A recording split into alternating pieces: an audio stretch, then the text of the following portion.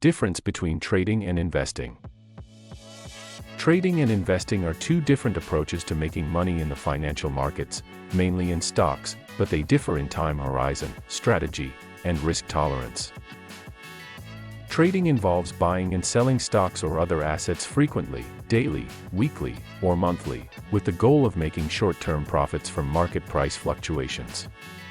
Traders use techniques like technical analysis, charts, and market trends to make quick decisions.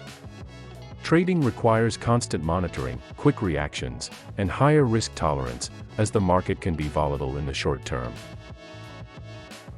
Investing, on the other hand, focuses on long-term wealth creation. Investors buy and hold assets for years, relying on the growth of a company or economy over time. They often use fundamental analysis to choose strong businesses and are less concerned with daily price changes. Investing is generally considered safer and more stable, suitable for goals like retirement or education. In summary, trading is short-term, high-risk, and active, aiming for quick gains, while investing is long-term, lower-risk, and passive, aiming for gradual wealth accumulation through steady growth and compounding.